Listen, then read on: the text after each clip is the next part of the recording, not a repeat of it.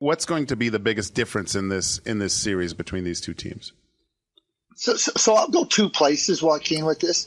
You know, the Florida Panthers, unlike the Dallas Stars, are one of the most penalized teams in the league. I know after the one game, Chris Knobloch was talking about penalties, but Dallas was one of the least penalized teams in the entire league this year.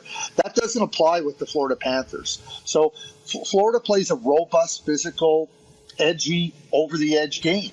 And for the Edmonton Oilers, 4 power play goals in the last 2 games, I think that can be a real weapon. That can be a real significant weapon for them to try to kind of keep Florida at bay. So that's one thing that I think can really work toward to the Edmonton Oilers' advantage. Getting out of your zone quickly and efficiently is essential against any team. It's mandatory against the Florida Panthers. Their ability to forecheck you and then be able to reload above the circles through the neutral zone and keep coming back to you really wears teams down. It just continues to beat you down.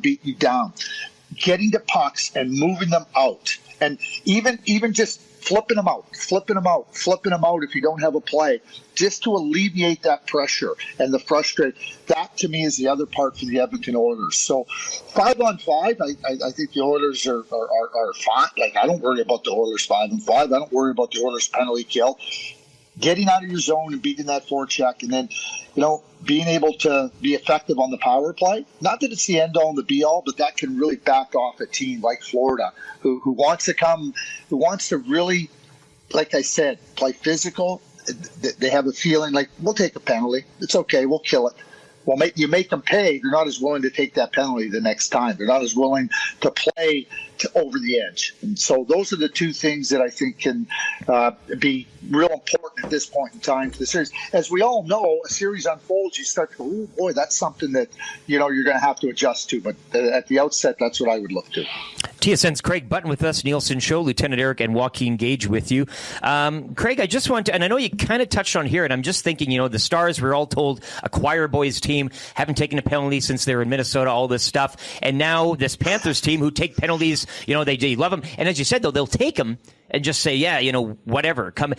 But does that play into the Oilers' head? Like, who's got that advantage? We all know about the Oilers' power play, but if you were to give the Panthers maybe what's the weakness you would identify on this team? And maybe it is just simply being too tough, stepping over the line, getting into the box, and then the Oilers take advantage on the PP. But outside of that, what would you look at roster-wise and shape? I mean, I know in the Stars series, depth was a thing. We talked about the blue line. The Tanev injury shook all that up. And then at the end of the series, you're focusing on the blue line as a point of, Heiskanen playing a half an hour. So for this Panthers squad, roster-wise, what would be a Craig Button defining weaker point or weaker spot in this Panthers squad? Yeah, well, it's an excellent defensive team. For me, when you get to the playoffs, you got to find what the soft underbelly of a team is. So sometimes by understanding what their strength is, when you can take a team and take them out of your strength, that can become some area where you expose. So that's why I say, and I didn't think the Rangers did this very well. And I said the same thing about the Rangers. You're going to have to make their defense turn back. Just make them keep turning back for pucks. It might take you 4 games before you establish an advantage. But the more you make a team turn and go back for pucks, the more you make a defense turn back, that makes forwards go back. That makes defensemen have to turn back. And now the thing that they do really well is forechecking you, grinding you in the offensive zone, reloading through the top of the circles through the neutral zone. Well, if they're always going back for pucks over their heads off the boards and they got to keep turning and trying to mount an attack, that to me can be something that I rate the Florida Panthers. That's something you got to be really patient with. You got to be really committed to.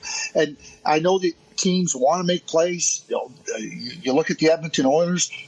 They got top end skill, but there comes a time where no play there. We're going to turn it back on you. We're going to turn it back on you. We're going to turn it, because that, to me, that's how you frustrate a team. And that's where you sometimes find the advantage. These are 2 really good teams, Eric. They're 2 really good teams. We know what the skill level is like. Florida knows what the skill level is like. Make no mistake, they're going to try to get in the face of the Edmonton Oilers.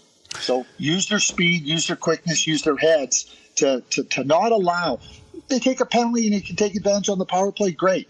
But that consistent 5-on-5, pushing them back, not allowing them to do what they want to do. Remember, this is what they want to do. So if you don't let a team do what they want to do, you can frustrate them. So, Craig, every series I've been interested in a subtle battle. Like every series has its different. Like this series, you look to Bobrovsky and Skinner, the goaltending matchup, the 5-on-5 play. Maybe there's remnants of what happened a few years ago with Kane and Tkachuk. But personally, I can't wait to see what happens between the two big stars of both teams, Connor McDavid going up against Sasha Barkov. What are you looking forward to most in this next series? Well, I think that Edmonton, because they have Draisaitl, that's an area that they can take advantage of, Joaquin. So it's great. We know how good Barkov is. He's fantastic, and he's a player. He's great. He's just a great two-way player. So to me, if you have Barkov against McDavid, let's just say that's the matchup, right? Well, that means Draisaitl now is going to have a different type of matchup. And I think those are the ones. And if they want to have Barkov on Draisaitl, that's then you have McDavid on a different type of. That's where I think the Edmonton Oilers, right there, 29-97, can take advantage. Now, Connor McDavid's U16 line mate was Sam Bennett. And we know that Sam Bennett will go after anybody, anytime, no matter where you are. But if Sam can skate and Sam's competitive, but I think that both Connor and Leon can handle that matchup to their advantage. I don't have any doubt that they can handle that matchup. Zibanejad couldn't handle Barkov, and Trocheck couldn't get an edge on Bennett or on Lundell. I don't think that'll be the case with the Edmonton Oilers. I think that's an area where they can take that and switch that significantly in their advantage. Forsling is a really good defender. He's a really good defender. So that's the backing that Paul Maurice gets with Gustav Forsling. So that's the area. So if you're looking at a 2-on-2 matchup, Forsling, Barkov, 97-29, but I believe that they can take advantage. I think Edmonton can take that area and exploit it. Craig, just one and a half more for you here, and we appreciate your time and expertise on this subject. And kind of going now, Chris Knoblauch, he's had the Midas touch. He's got his finger on the pulse with this team, albeit quiet and calmly. The demeanor kind of bleeding through as well, I think, the lineup. But looking at the roster and the one that we saw against the Stars, would you be tempted to make any changes?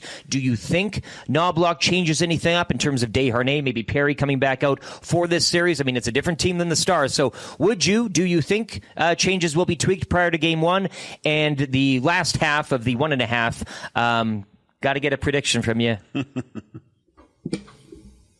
A prediction? I don't really deal in them. Look, if you don't want to give me one, that's fine. I'm not going to hold you to it. But if we could get one, it's the Cup final. So on April 19th, I did a bracketology on TSN. I had Florida winning the Cup over Dallas. Okay. And so Florida to me, at the outset, I think any of the four teams that were in the conference finals were capable of winning the Stanley Cup. I don't feel any differently about that now. I think Edmonton's got a really good team. But, I'm going to go back to April 19th and just kind of stick with it. But the Edmonton Oilers are very capable of winning the Stanley Cup. I don't think there's any question about that. What Chris Knoblauch has done, you talk about the patience, the calm, the cool. He's been masterful with this team. And the team, to me, Eric and Joaquin, is a team. It used to, what we saw in past years was how great McDavid was, how great Draisaitl was. Kane had a great play. It never felt like they were that team that was connected, what I call connective tissue all the way through. Everybody valued. I think that when I watch the Edmonton Oilers now, Chris Knoblauch has done just a fantastic job, a real fantastic job. Now you talk about changes. Isn't this series built for Corey Perry? We just talked about Florida. When you talk about like nasty and edgy, former Bolt, right? Former Bolt. Yeah. Oh, he's built for this type of series. So, do I anticipate anything at the beginning of the series? Probably not. But one thing that Chris has shown and his coaching staff has shown, they know their team and they have the conviction to make changes and to make changes that that people go, wow, what's he doing? And when you know your team, you know your players, and you know what you need at any particular moment in time, that becomes really significant. Call it the Midas touch, call it the Chris touch, but he's had that, and coaches have to have that touch. Simple as that. If you don't have the touch, you're going to be doubting yourself. Your team's going to be doubting yourself. I don't think there's any doubt from any player from any area of the Edmonton Oilers that doubts Chris Knobloch and his decision making. Beauty. Craig, we really appreciate your time as always, man. It should be a great one. We're counting down the hours here as they pass. We'll talk to you next week. Enjoy the beginning of the Cup Final Saturday. Thanks. You guys have a great day.